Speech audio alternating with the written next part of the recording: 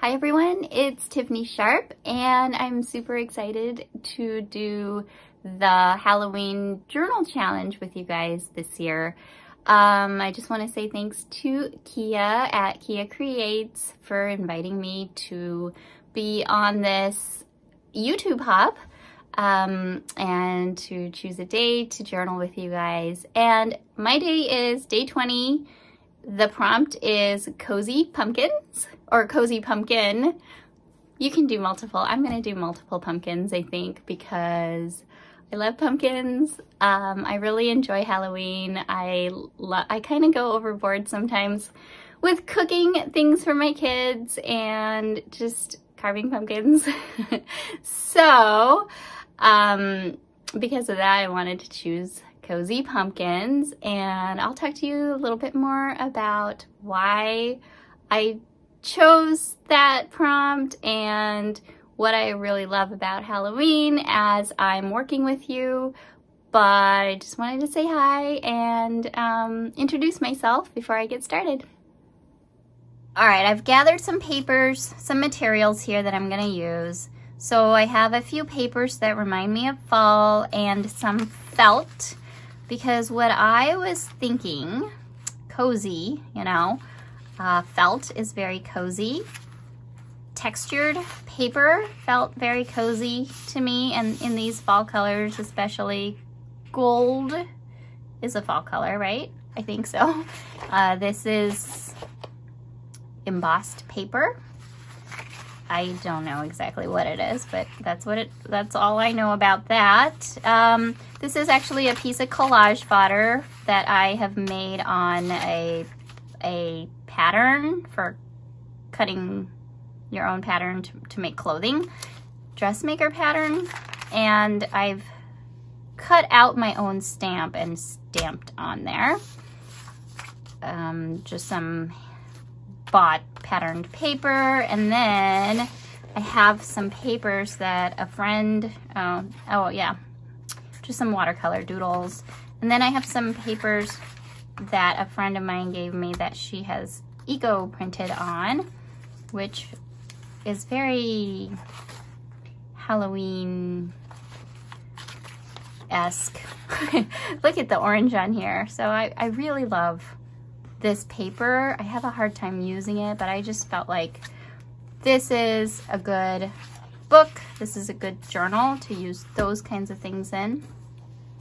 The journal that I found is actually a gift. Well, we did like a journal exchange, and I made a journal and then she made a journal and we exchanged them. The person who made this one is Amber Culture Creative, and it's a really cute fall themed journal. And prepared already, I've made some very loosely watercolored pumpkins in various sizes. And really it took me like 5 minutes just to make these pumpkin shapes.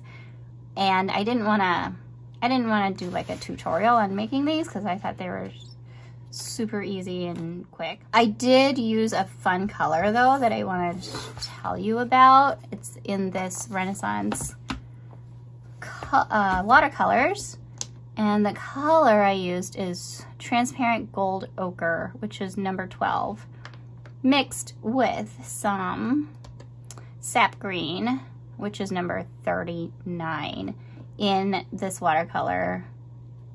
The brand is Renaissance. I really love this brand of watercolor. It's professional grade, yet cheap enough that you can get a whole bunch. This is what I'll be using if I use watercolor, but I will also use this Dr. P.H. Martin's Bleed Proof White, which makes some really nice opaque watercolors that I want to use to dress up my pumpkins with to make them even cozier. So my thought is, why just make one pumpkin when you can make a bunch of pumpkins, right? So I've got a bunch, and I kind of just want to scatter them throughout the journal here on various backgrounds. And I will cut pumpkins out of these too.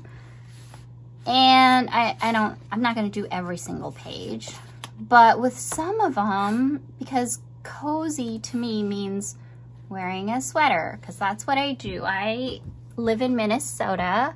It's very cold up here, and I'm always in sweaters and sweatshirts pretty much every day, no matter if it's winter, fall, spring, summer, doesn't matter, because air conditioning can get cold too. But I started dressing up my watercolor fussy cuts with kind of a sweater print, because I was like, you know, I do love working in themes based on seasons, and I love painting leaves, watercolored leaves. I'm gonna go with this page. But I was like, you know, there's not a lot of green leaves around at that particular time of the year that I was wanting to paint leaves. So I figured, why not give them a little sweater to warm them up, and then I can just paint leaves any time of the year, really. So that's what I'm gonna do. I'm just going to use this #2 watercolor brush. Oh, this is crumbly because I haven't used it in a while. Normally it's not that crumbly. All right, I'm just gonna dig some out. It's a little,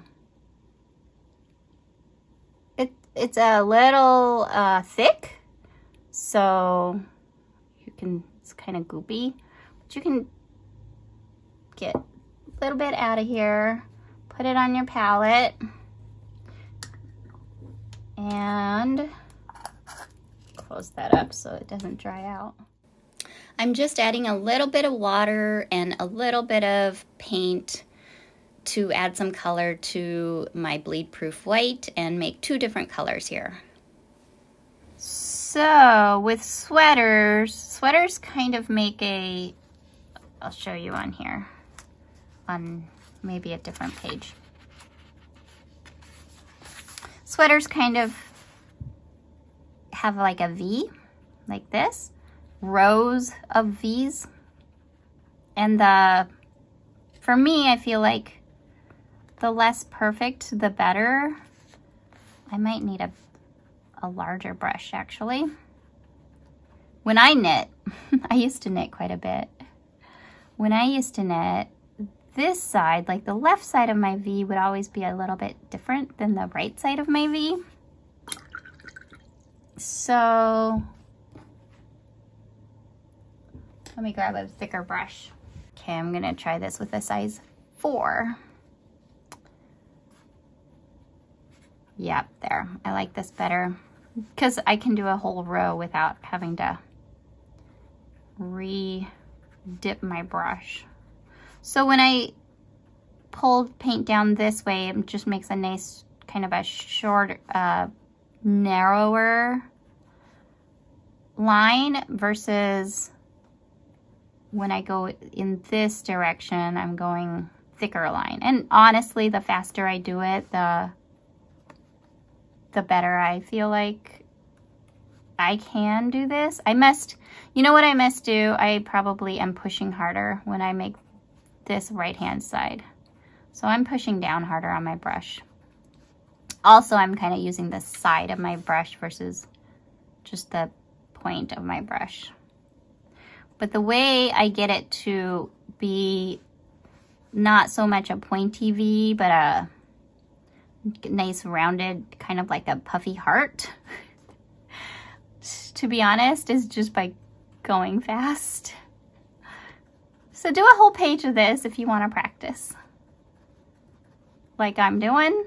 And look at how fun this is. I'm definitely going to keep this page. Oops.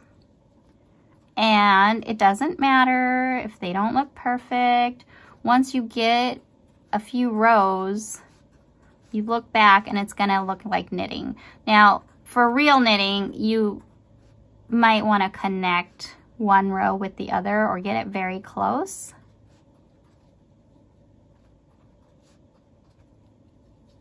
Okay.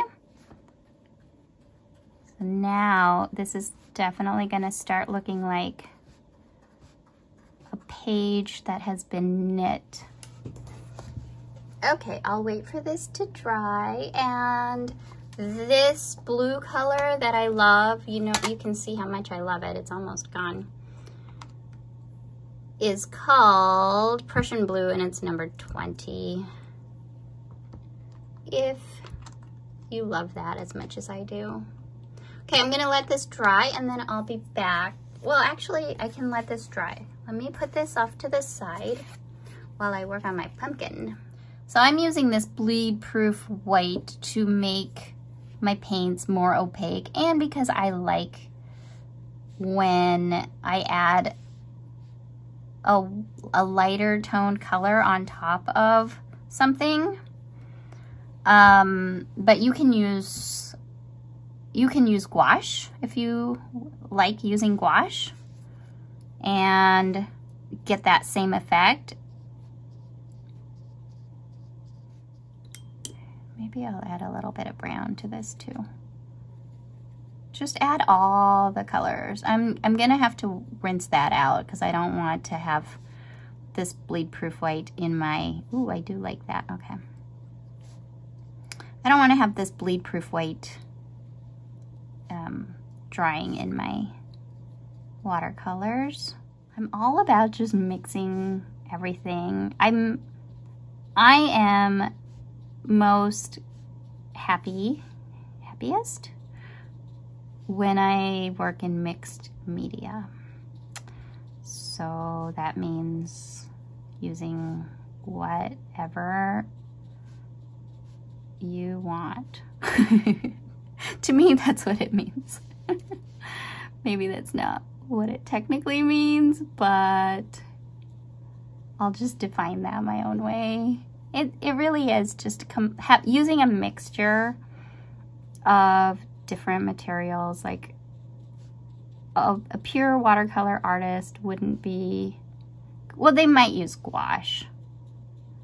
They might actually. Gouache and watercolor is pretty popular to use together. They wouldn't be using like marker to outline or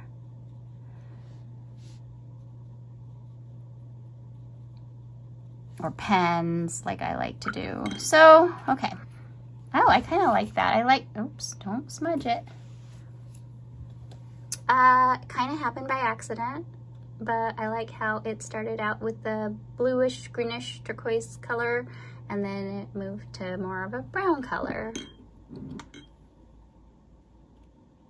Love that. Okay, I'm going to let those dry.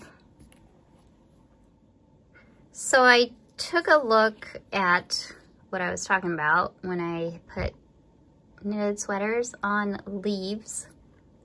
I still have them, and just wanted to get an idea of what I had done before. A lot of these I used gel pens,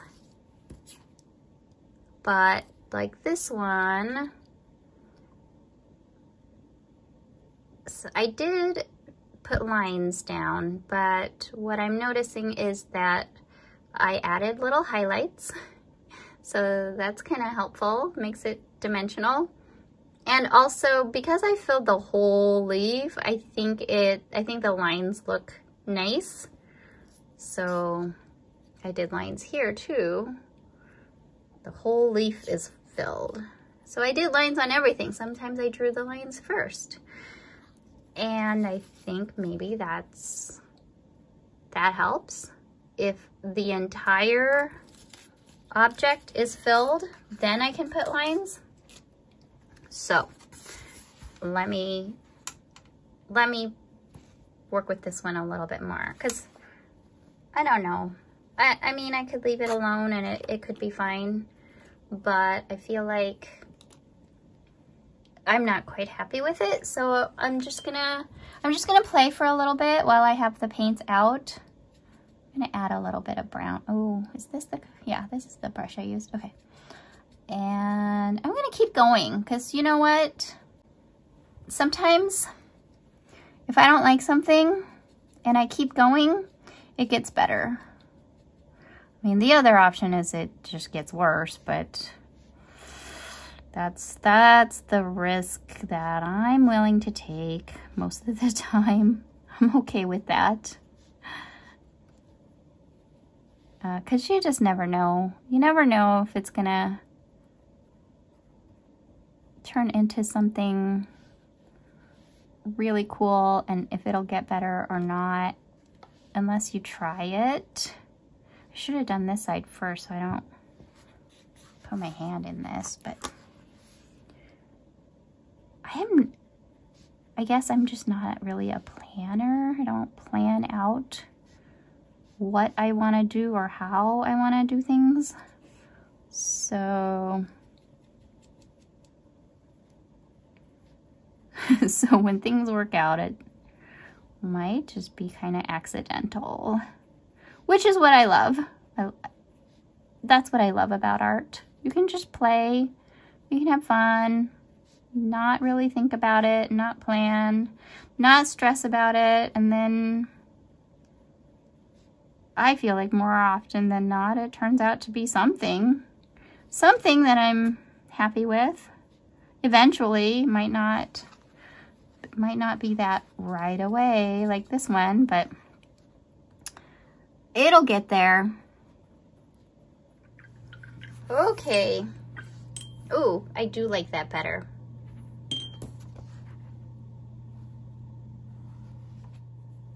Okay, this is all dry, and I wanted to make a little highlight on some of these stitches. So I've got my bleed proof white here, mostly just bleed proof white, and I'm just adding just a tiny bit of color to it. And then I'm gonna thin it out quite a bit. Got a lot of water here.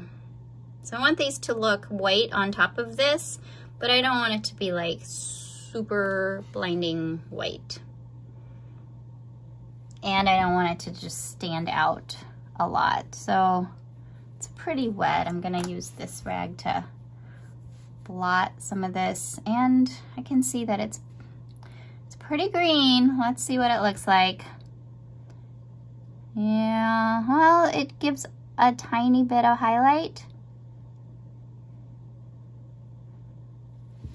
Okay, let's see if we can, yeah, you can definitely tell on the, maybe I thinned it out too much. Just use a little more.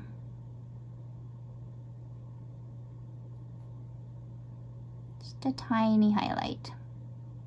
Not on everyone, but just a few. Gives it a bit of dimension.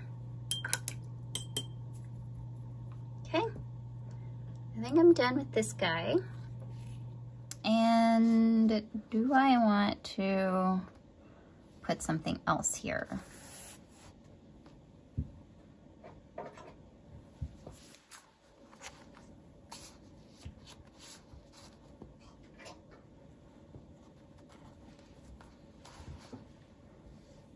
Maybe.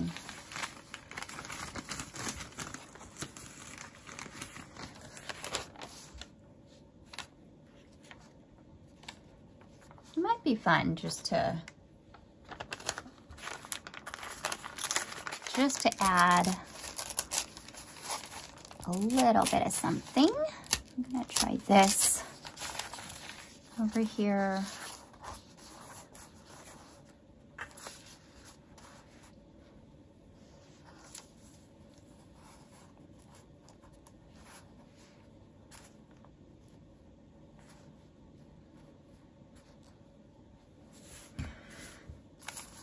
It would be easier if I added it to this side, huh? Okay, I'm just going to do that. I grabbed some matte medium and just a piece of scrap of paper to put it on.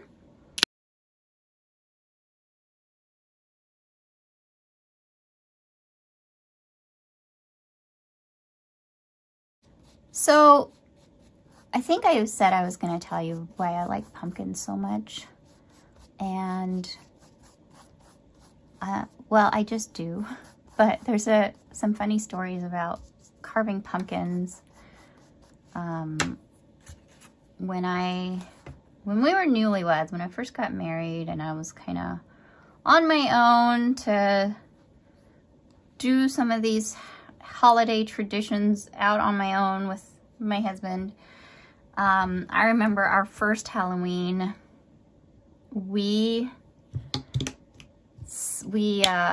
was like probably in late September, actually. Whenever it was that the first pumpkins started being sold in the stores, I remember I was super excited and I got like 3 pumpkins and I carved them all. I loved getting those carving kits where you put the design on the pumpkin and it makes like a really cool scene or whatever. It's very intricate carving.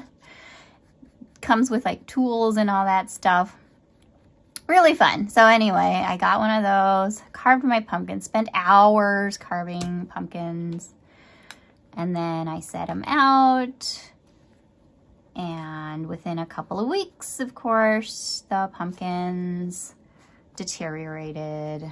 They got all moldy and gross, and I was like, what the heck? It's not even Halloween yet. My pumpkin has died. What is going on? And then that's when I learned, yeah, you can't carve your pumpkin a whole month early. You gotta wait.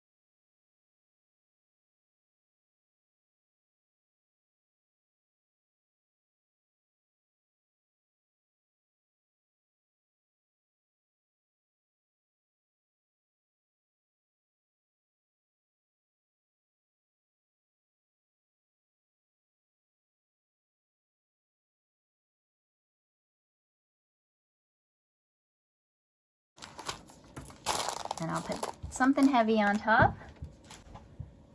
All right.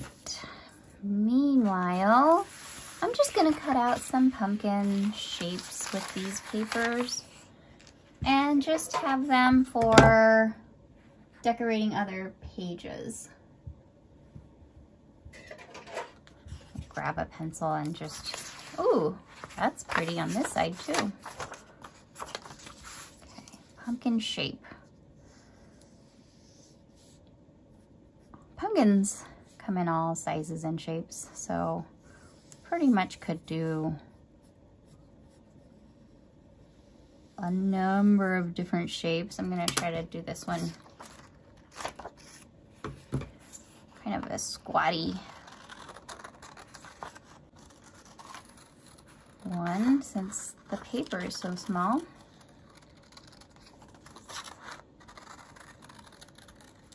So the thing I really like to do with my kids now on Halloween, I like to make different snack type of foods.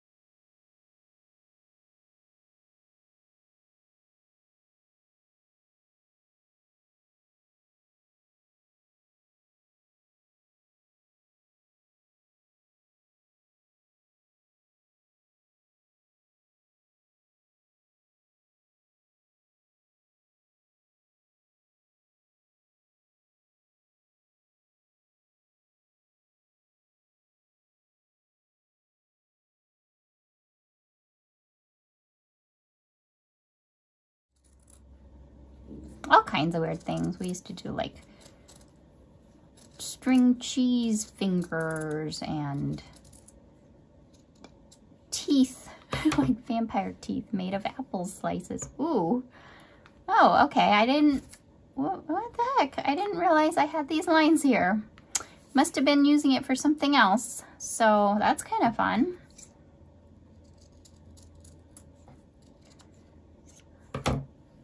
Okay. I don't really need this to be a very precise looking pumpkin. The quirkier they are, the better, I think. Last night, my husband and I were taking a walk around our neighborhood, which we have been doing for the past few evenings. And we kind of live out in a rural area. And we walked by this cornfield, like we have been for a few weeks. But last night, you know, there was just like a slight bit of wind, and you could hear the corn rustling, which was interesting. I was like, okay, that's interesting. But then also, I distinctly heard like a weird whisper, like really, really creepy, weird whisper. And I turned to my husband to see if he had heard it, and he had, and we both just looked at each other like, what the heck was that? And I don't know if that's like a normal sound that corn makes, or maybe it was the trees in the background. I don't know what it was. It wasn't a bird. We heard birds and stuff later on, but we just looked at each other, and I was like, is this why corn and cornfields are so scary? Is that like just like a typical thing that happens with corn? I had never heard that before, and I guess, I don't know that I do much walking near cornfields. I mean, yeah, actually I do. There's some that are even closer in our neighborhood that I used to walk in all the time, and I had never heard noises like that. So super creepy. Just wanted to tell you guys that story since we are doing a Halloween themed challenge. I figured, like, what better than having like a real life spooky story. So it was crazy. I looked at my husband, I was like, seriously, if I were by myself, I would have been terrified. I don't like scary things. I don't like scary movies. I love Halloween, but I don't like scary stuff. I'm not very good with like people jumping out, and no, that just, no. So, and scary movies, I'll just stay up all night long if I watch a scary movie. I won't go to sleep. So yeah, it would have been terrifying. And then I was thinking, you know what? If I were by myself, or if he were by himself, we'd probably be listening to music or our audio book on our earpods anyway, so we wouldn't have even heard. So then I was like, how many times have these noises been occurring and we don't even notice it because we've just like been listening to other stuff? So that got even creepier. I wasn't very happy thinking about that. But anyway, if you want to think about something creepy, or if you want something creepy to do, go find yourself a nice cornfield and take a walk next to a cornfield on kind of a breezy evening. I mean, you know, the cool and, you know, creepy thing was that it was kind of dusk. You know, it was in the evening, it was dusk. The sun was gonna set, you know, like, yeah, probably within half an hour or so. So like all of it, the whole thing was quite the experience. So there's that for you. If you enjoy doing those kind of things, go for it. Okay, so here's all my pumpkins. I'm gonna grab my book. Let's see if it's dry. Oh, where did it go? There we go. Oh, yeah. So it just needs a little bit of time and pressure. It's still, it's cold, so I can tell it's damp. But I should have covered that with the wax paper too. Good thing I checked on it pretty quickly. Oh, I love how that looks. Love it. Okay, which makes me think that this is gonna look pretty cool too, but is it going to completely disappear? I will maybe have to put it on something else and then put it on the page.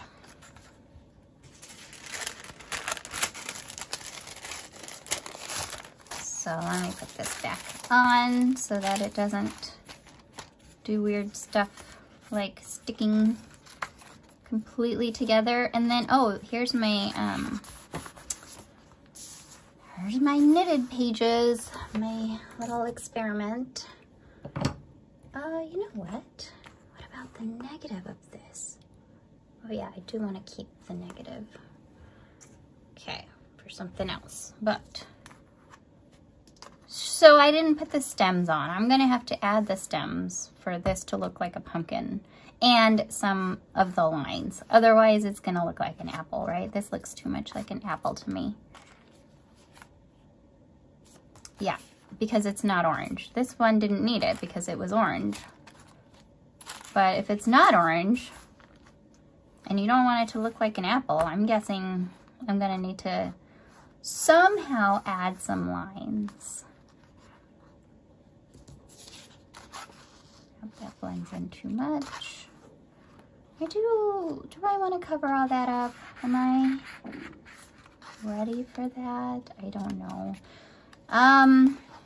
You know what I'm gonna do?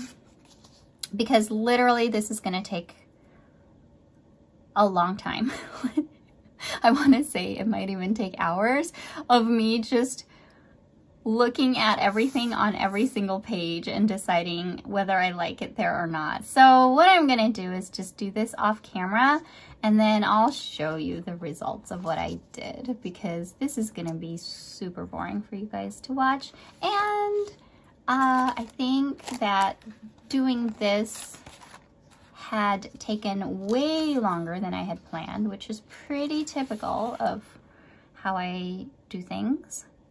But I love how this turned out. I hope you guys try this method of painting a knitted background or painting a knitted sweater onto something. And of course I have these other pumpkins too, and I don't know yet what I'm gonna do. I might just leave them as is and just glue them onto a page, but I will do that off camera and then I'll show you what I did later. Okay, I just wanted to show you real quick what I was able to do. I didn't want to use up all of the pumpkins because I wanted to save some of the pages for the other prompts, and because this is pretty early on that I'm working on this, I didn't know which pages will come in handy for the other prompts. I feel like they're much tougher than the one that I chose, so I am gonna just kind of leave room for those. I forgot to put the stems on these guys, but I just made a little pocket here because I thought pockets are pretty cozy too. This is one of my felt negatives of a pumpkin that I put this textured paper on the inside. A lot of these pumpkins I did outline and put the lines on and a stem, but nothing else really. Here's the page that I showed you we worked on together. This is another felt one that I put this eco printed lace on top of. I thought that was fun. that one. And then I discovered a back pocket too, which was really nice. So these are all my extra pumpkins. And hopefully I'll be filling out more of these pages. And on the 31st, I'll do a flip through of this book and there will be more pages filled out, hopefully. So thanks for watching. If you enjoyed this, I'm actually found on Instagram more often. I'm Tiffany Simply Sharp there. And yeah, I hope you guys enjoy doing this Halloween challenge, and you give this video a like, and you can follow me for more videos. Thanks. Bye.